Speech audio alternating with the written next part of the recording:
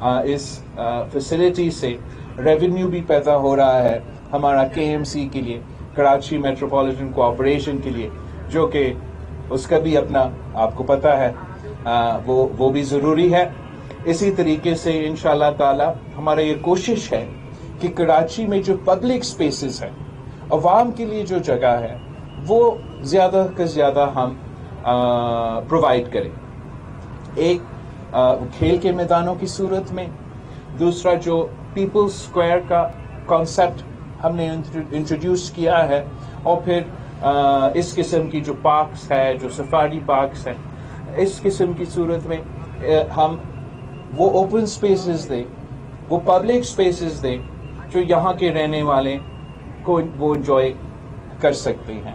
ہر city کو اگر آپ نے اس کو ایک لیویبل سٹی بنانا ہے تو ایک بیسک کمپوننٹ پبلک سپیسز ہوتے ہیں جس میں عام لوگ آ سکتے ہیں، عوام آ سکتے ہیں، اس کا فائدہ ہو سکتا ہے، اور اس کے ساتھ ساتھ پھر اس کے ارد گرد پھر ایک معاشی ایکٹیویٹی بھی پیدا ہوتے ہیں. دکان چلانے والے ان کو بھی ایک سہولت مل جاتا ہے. تو اوور آل میں اس پروجیکٹ سے بھی مطمئن ہوں، اور جو میئر صاحب کا آگے جا کے جو پلانز ہے اس شہر کے لیے، اس امید کے ساتھ کہ انشاءاللہ تعالی جیسے اس شہر نے پاکستان پیپلز پارٹی کو بلدیاتی الیکشنز میں بھی جتوایا، ویسے ہی انشاءاللہ تعالی فیبروری 8 کو اس شہر پاکستان پیپلز پارٹی کو ووٹ دیں گے. اور جب صوبائی حکومت اور KMC مل کے کام کریں گے، انشاءاللہ تعالی اس کا فائدہ اس شہر کے عوام کو ہوگا. آپ کا شکریہ. چیئرمین صاحب یہ بتائیں کہ آپ نے فائدے کی بات کی. سندھی میں ایک کہاوت ہے کہ جو ہے مزدور کرنے والا مزدوری کرے، حلوہ کھاتا ہے مولانا. تو آپ نے یہاں سے لانگ مارچ بھی کیا، آپ نے عدم اعتماد بھی لائے، 1.25 سال نون لیگ کو برداشت بھی کیا، مگر جب بھی انتخابات آتے ہیں تو پنجاب میں ایک کنگ پارٹی آپ کے سامنے کھڑی کر دی جاتی ہے تاکہ آپ کا راستہ روکا جائے. یہ لیول پلینگ فیلڈ یہی تو نہیں ہے؟ آپ کا سوال کا تو بہت شکریہ. ویسے آپ صحیح کہہ رہے ہو، ہم نے بہت محنت کیا ان کو وزیر اعظم بنانے میں. وقت کا ضرورت تھا، ملک کے مفاد اور قومی مفاد کے لیے بہت کچھ کرنا پڑتا ہے، اور وہ وقت کی ضرورت تھا. اور وقت کی کیوں ضرورت ہے؟ ایک تو ملک بھر میں جو معاشی بحران، خارجہ سطح پہ بحران اور سیاسی جمہوری بحران تھا، اس میں ہم بہتری لانا چاہ رہے تھے، مگر ساتھ ساتھ ہمارے ایسے کچھ ایشوز تھے جو ہم ریزالو کروانا چاہ رہے تھے. آپ کو معلوم ہے کہ خاص طور پہ سندھ کے حوالے سے پاکستان پیپلز پارٹی اپوزیشن میں رہی ہے. ہم میاں صاحب کا جو 2 دہائی اکثریت دلوایا گیا 2013 کے بعد، تب بھی ہم اپوزیشن میں تھے. خان صاحب کے دور میں ہم اپوزیشن میں تھے. ہمارے صوبے کے حقوق پہ ڈاکے مارے جا رہے تھے، وسائل کے لحاظ سے ہمیں تنگ کیا جا رہا تھا، یہاں تک کہ ہمارا NICVD اور NICH کو بھی چھیننے کی کوشش کی جا رہی تھی. تو ہم نے ان کے ساتھ ہوتے ہوئے اس چیز کا ضرور فائدہ لیا کہ چاہے وہ ہمارا NICVD کا ہاسپٹلز ہو، وہ واپس ہمارے قبضے میں آ چکے ہیں، چاہے وہ ہمارے سیلاب متاثرین کو مدد دلوانے کی بات ہو. اس سلسلے میں اس کا فائدہ ہوا کہ ہم وفاق کے حصے تھے. ویسے اس سے پہلے بھی 2020 میں بھی سیلاب آئے تھے، اس وقت تو وفاق کی طرف سے ہمیں بالکل ہی کچھ نہیں ملا. دوسرا جو سیلاب آئے تھے، لوگ اس بات پہ تبصرہ تو کر سکتے تھے کہ کس حد تک اور کیا مزید کرنا چاہیے تھا، مگر کچھ نہ کچھ اس کا ضرور فائدہ ہوا کہ ہم نہ صرف وفاق میں تھے، مگر میں اس وقت وزیر خارجہ تھا، تو اپنا عہدہ کو میں صحیح طریقے سے استعمال کر کے پورے پاکستان کے سیلاب متاثرین کے لیے ایکٹیو ہو سکتا تھا. تو جہاں تک نیشنل لیول کی بات ہے، وہاں وہ ایشوز میں نے آپ کو بتائے. جو لوکل ایشوز ہم نے ایڈریس کرنا چاہا وہ بھی آپ نے بتائے. جہاں تک کنگز پارٹی کی بات ہے، وہ نہ صرف پنجاب میں، ویسے ملک بھر میں ہر الیکشن میں کسی نہ کسی صورت میں سامنے آتے ہیں. مگر انشاءاللہ تعالی جو اب اگلے سال الیکشنز ہونے جا رہے ہیں، اس میں کنگز پارٹی کا وہی حال ہوگا جو ہم نے 2008 میں किंग पार्टी का किया। एक तरफ तो एमक्यूएम और नून लीग की सूरत में यहाँ कराची में आपके लिए मसला पैदा किया जा रहा है, दूसरी तरफ जेयूआई जो आपकी इत्तेहादी रही है माजी में, वो लाड़काना में और कराची से बाहर आपका मुकाबला करने आ गई है, क्या कहेंगे? आके मुकाबला करे। वैसे मैं समझता हूँ कि मुस्लिम लीग नवाज और मुत्तहिदा कौमी मूवमेंट का या मुहाजिर कौमी मूवमेंट का जो इत्तेहाद बना है वो हमें नुकसान कम और फायदा ज्यादा देगा। जहां तक मौलाना फैजुल रहमान की बात है, मौलाना फैजुल रहमान साहब की सियासत मुल्क भर में है, सिंध में भी है, बलूचिस्तान में भी है, पख्तूनख्वा में भी है, और हम इंशाअल्लाह ताला उनसे इंगेज करते रहेंगे और इलेक्शंस भी साथ भी लड़ सकते हैं, एक दूसरे के मुकाबले भी कर सकते हैं, उसमें चेयरमैन साहब ये बताइएगा, आया ये जो आपकी मुस्लिम लीग नून की जेयूआई के दरमियान जो और आपके मतलब इलेक्शन के हवाले से बड़ी गर्मा गर्मी चल रही है, अगर आपके खिलाफ राशिद महमूद सोमरो ना खड़ा हो, मियां नवाज शरीफ के खिलाफ कोई और आपका कैंडिडेट ना हो, और इसी तरह फजल रहमान के सामने फैसल कुंडी साहब ना हो, तो क्या तस्वीर नहीं हो सकता? क्या एक इत्तेहाद की तरह पीडीएम की तरह आप चल सकते हैं, आगे नहीं चल सकते? वैसे तो जो आप सवाल कर रहे हैं वो political adjustment, seat to seat adjustment और अलायंस की बात है। इस वक्त आपने पाकिस्तान पीपल्स पार्टी के जियालो का जो ज़ेन है वो तो आपके सामने है। खैबर से लेके कराची तक पाकिस्तान पीपल्स पार्टी के जियालो के एक ही मुतालबा है कि पाकिस्तान पीपल्स पार्टी तीर पे लड़े, हर कॉन्स्टिट्यूएंसी से लड़े, मुकाबला करे, हम जीत सकते हैं। अच्छा, इलेक्शन में अभी कुछ रोज बाकी है, 1.5 महीना बाकी है, तो आपने जब अदम एतमाद के जरिए इमरान खान को हटाया था, एस्टेब्लिशमेंट की जानिब से ऐलान किया गया था कि वो आज के बाद गैर सियासी हो जाएंगे। आप समझते हैं आने वाले इलेक्शन में वो गैर सियासी है? मेरा ख्याल में ये तो एक सफर है जो हम तो 3 नस्लों से ये जिद्दोजहद कर रहे हैं, और आगे इंशाअल्लाह ताला हमारा मंजिल यही है कि सारे इदारे अपने दायरे में रह के काम करें। इसके लिए हमें मेहनत करना पड़ेगा, बहुत मेहनत करना पड़ेगा। इंशाअल्लाह ताला आखिर हम इस ये जो सियासी जिद्दोजहद है इसमें भी हम कामयाब होंगे। अच्छा चेयरमैन साहब, मेरा सवाल ये है कि आपने किंग्स पार्टी का जिक्र किया है, तो क्या ये इस्तेहकाम पार्टी पंजाब में या खटक साहब की पार्टी केपीके में पीपल्स पार्टी के लिए किंग्स पार्टी साबित होने की कोशिश तो नहीं होगी? देखो, इस किस्म की जमातें को बनाने का मेरा ख्याल में एक गलत तासुर जाता है। एक तो किंग्स पार्टी का तासुर तो अपनी जगह, जो इससे पहले न्यूट्रलिटी का सवाल मुझसे पूछा गया, उसके बारे में जब इस किस्म के पार्टीज को पैदा किया जाता है तो गलत एक मैसेज जाता है, गलत एक तासुर जाता है अवाम में, सियासी हलकों में, पूरी दुनिया में। मगर साथ साथ मैं आपको बताऊं कि पाकिस्तान के अवाम में जो सियासी शऊर है वो इस हद तक अब भर गया है कि हर इलेक्शन में हमने ये देखा है कि जो बागी होते हैं अपनी जमातों से, उनको इलेक्शन में इसका कीमत अदा करना पड़ता है।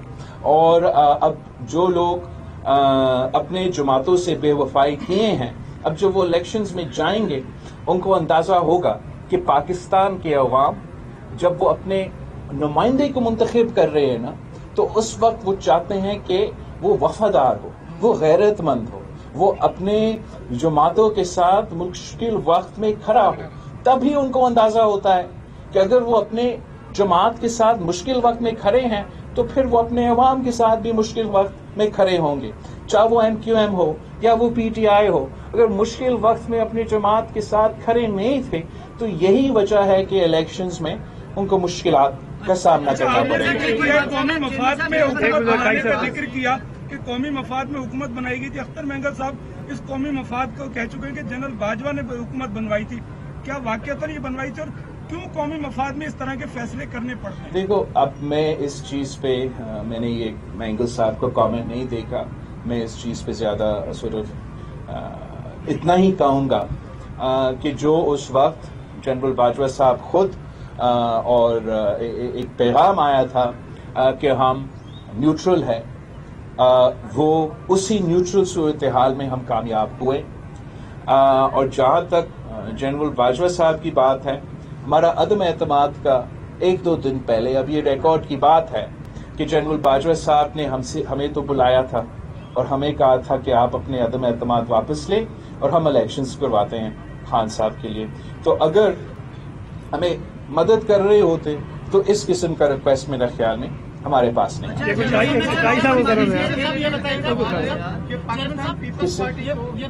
پاکستان پیپلز پارٹی کو پی ٹی آئی کے دور میں جعلی اکاؤنٹ کیس کا سامنا کرنا پڑا. پی ٹی آئی کا دور سے پہلے جو بھی تھا لیکن بنایا گیا کیسز. جی، تمام تر چیزیں یقیناً سیاسی لوگوں کا ہاتھ نہیں ہوگا، کچھ اسٹیبلشمنٹ کا بھی ہوگا، لیکن آپ لوگوں کی جانب سے جس طرح مسلم لیگ نون کی طرف سے جنرل باجوہ جنرل فیس پر الزامات عائد کیے گئے، آپ کی طرف سے نہیں ہے کہ آپ ان کی طرف سے نہیں، اٹس ناٹ اباؤٹ مطمئن. ہم اس قسم کی سیاست نہیں کرتے، ہم عوامی سیاست کرتے. ہم نہیں سمجھتے کہ یہ منافات ہے کہ جب میں اپوزیشن میں ہوں تو میں کسی ادارے کی طرف اشارہ کروں نام لے کے اور اپنا پاپولیرٹی اس بات پہ بھرانے کی کوشش کروں. چاہے ہم اپوزیشن میں تھے یا ہم گورنمنٹ میں، ہم ایک سیاسی لحاظ سے چلانا چاہتے ہیں. ہم سمجھتے ہیں کہ آپ اپنا اسپیس آہستہ آہستہ گین کر سکتے ہیں سیاسی اداروں کے لیے، سویلین اداروں کے لیے. مگر جس طریقے سے یہ ایک روایت ڈالا گیا چند پنجاب سے تعلق رکھنے والے سیاستدانوں سے کہ وہ اپنا پسندیدہ آفیسر کے بارے میں زندہ آباد یا مرد آباد کے نعرے لگانے شروع کر دیے تھے، میرا خیال میں یہ ایک بری روایت شروع کیا گیا پاکستان کی سیاست میں جو بڑھتا رہا اور اب رکنا چاہیے. صاحب یہ بتائیے گا کہ 8 کو الیکشن ہو رہا ہے یا سلیکشن ہو رہا ہے؟ کیونکہ یہ تو ہم نہیں کہہ سکتے کہ الیکشن ہو رہا ہے یا نہیں. انشاءاللہ 8 کو ہم الیکشن کروائیں گے. چیئرمین صاحب، آپ جیسے جمہوریت پہ یقین رکھتے ہیں، کیا پی ٹی آئی کو موقع دیا جائے گا؟ ان کو لڑنے کے لیے ٹف ٹائم دیں گے آپ؟ جمہوریت تو کا نام ہی یہی ہے کہ سب کے پاس یہ حق ہے کہ عوام کے سامنے آئیں اور عوام سے یہ ریکویسٹ کرے کہ ان پہ اعتماد کرے، ان کو ووٹ دے. جہاں تک پی ٹی آئی کی بات ہے، وہ تو کل تک جمہوریت میں یقین نہیں رکھتے تھے، نہ آئین میں یقین رکھتے تھے. تو اب ان کو یہ خیال آیا ہے کہ آئین بھی کوئی چیز ہے اور جمہوریت بھی کوئی چیز ہے. میرے خیال میں یہ پی ٹی آئی کی سیاسی سفر میں ان کے لیے ایک ٹیچبل مومنٹ ہے اور بہت کچھ سیکھنے میں ان کو اب ملے گا. چیئرمین صاحب یہ فرما دیجیے کہ آپ جب وزیر خارجہ تھے تو آپ نے افغانستان کا بھی دورہ لے لیا اور اب جو نگرانوں نے جو ہارڈ پالیسی اپنائی ہے، تو کیا وہ آپ کے ہی کوئی وہ مطلب اس کو اپنایا ہے یا پھر آپ سمجھتے ہیں کہ یہ نگران یہ جو کی ہے پالیسی اور یہ درست ہے؟ دوسرا یہ سر، پی ڈی ایم جب تھی تو اس وقت بھی اسٹیبلشمنٹ یہی تھی جو آج ہے، اس میں اور اس وقت میں کیا فرق دیکھ رہے ہیں آپ؟ جہاں تک افغانستان کے حوالے سے جو ہمارا پالیسی ہے، جب پی ڈی ایم حکومت تھی ہمارے اعتراضات تھے، ہمارا شکایتیں تھے، لیکن ہم انگیج رکھتے تھے. افغانستان تو میرا جو منسٹر آف اسٹیٹ ہے ربانی خر صاحبہ، وہ خود پہنچی تھی یہاں پاکستان میں. ہم نے اسلام آباد میں نہ صرف پاکستان اور افغانستان کے درمیان ایک ڈائیلاگ رکھا مگر ایک ٹرائی پارٹائی ڈائیلاگ بھی رکھا جہاں ہم چین کا وزیر خارجہ اور افغان کا وزیر خارجہ بھی ہم ساتھ تھے تاکہ ہم اس قسم کے مسائل کو ساتھ مل بیٹھ کے اس پہ تبصرہ بھی کر سکتے تھے، ایک دوسرے کے سامنے اپنے شکایتیں رکھ سکتے تھے. میرے خیال میں مزید انگیجمنٹ کا تو ضرورت ہے.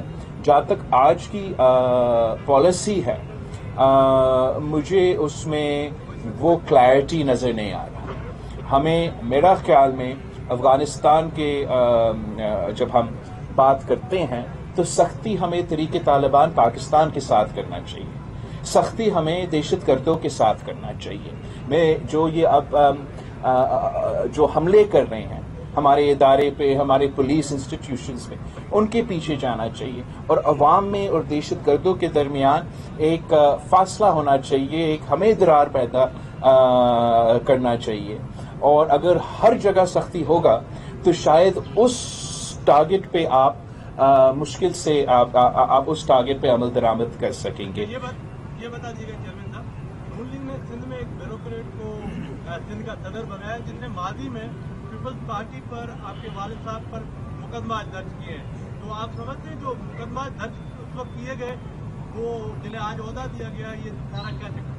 मेरा ख्याल में इससे ये तो पैगाम जा रहा है इस फैसला से कि तब भी वो साथ थे और आज भी वो साथ थे, तो शायद फिर पाकिस्तान पीपल्स पार्टी को इस बात पे सोचना चाहिए कि जो हम कहते थे कि इमरान खान साहब ने सदर जरदारी को, फरियाल तालपुर साहिबा को जेल भेजा, तो ज़रूर खान साहब के दौर में जेल भेजा गया, लेकिन केस बनाने वाला तो आज नून लीग का सदर है। अच्छा, ये बता दें कि लाडले पैदा करने का जो अमल था वो अब खत्म अफगानियों के हवाले से जो इस वक्त पॉलिसी जारी है, बेदखल किया जा रहा है अफगानियों समेत गैर मुल्की गैर कानूनी तरीके से यहाँ पे रह रहे हैं, उनको वापस जो बेदखल किया जा रहा है, पीपल्स पार्टी का क्या? देखो, पाकिस्तान पीपल्स पार्टी कानून का अमल दरामद का मुखालफत नहीं कर रही, मगर Pakistan peoples party human rights पे बड़ा शहीद मोहतरमा बेनज़ीर भुट्टो ने हमें ह्यूमन राइट्स का ख्याल रखने का सबक सिखाया है, और हम समझते हैं कि अगर किसी को वापस जाना है अफगानिस्तान तो उसको इज्जत के साथ हमें भेजना चाहिए और इन चीज़ों का ख्याल रखना चाहिए।